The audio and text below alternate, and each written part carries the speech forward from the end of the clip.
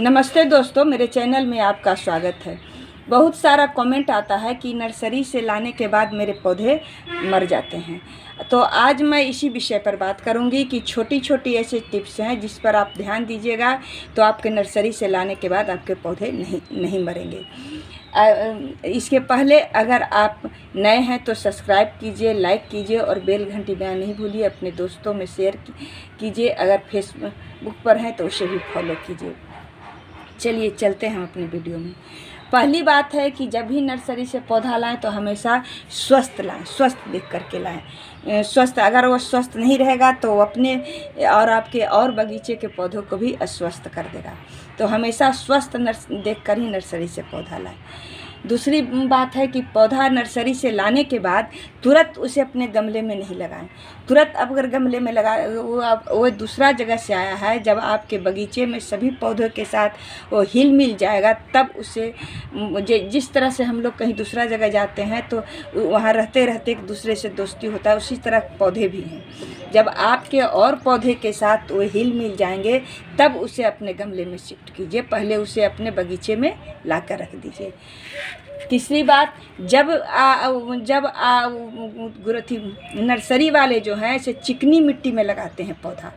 और देखिए चिकनी मिट्टी ऐसा होता है, देखिए ये है चिकनी मिट्टी, देखिए मेरे, ये मैं वही नर्सरी वाला, ये सब जो मैं नया पौधा लगाई हूँ, परसों लाई हूँ और सब थी, ये देखिए इस तरह से है। ये चिकनी मिट्टी, ये लड्डू बन जा रहा है, इसी में नर्सरी वाला पौधा लगाते हैं। तो मैं इसी तरह हम लोग अगर पौधा गमला में शिफ्ट कर देते हैं तो कभी तो लग जाता है, और लगने के बाद भी वो 1-2 महीना बाद ख़राब हो जाता है, उसका जड़ नहीं अधिक बढ़ पाता है, तो इसलिए ख़राब हो जाता है, पौधा मर जाता है।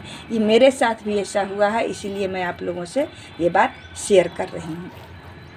और देखिए मेरे गार्डन की मिट्टी देखिए किस तरह से है, ये भुरभुरी है, इसमें हम पानी भी डाल देंगे। देखिए ये पानी भी डाल के दिखा दे रहे हैं, देखिए ये लड्डू नहीं बनाएगा। देखिए ये मिट्टी मेरे गार्डन का मिट्टी है।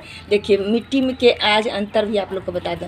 आइए नर्सरी से लगा हुआ पौधे की मिट्टी है। तो अब इसे, अब पूछिए इसे कैसे उतारें।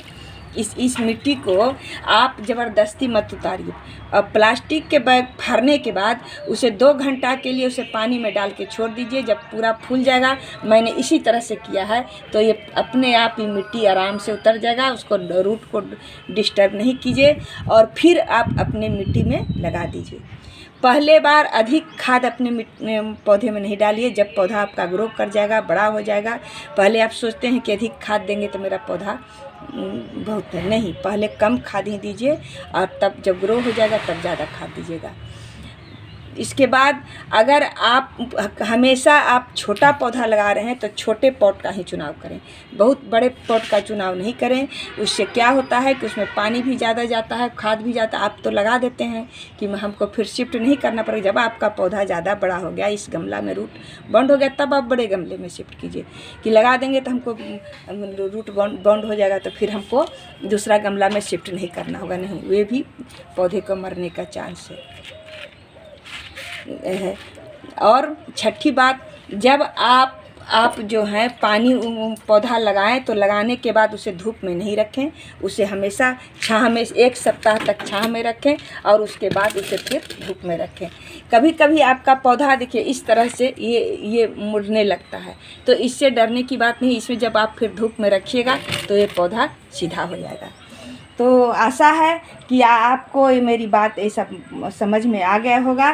तो फिर मैं इसी तरह के इंटरेस्टिंग वीडियो लेकर आप लोगों से मिलूँगी। नमस्ते।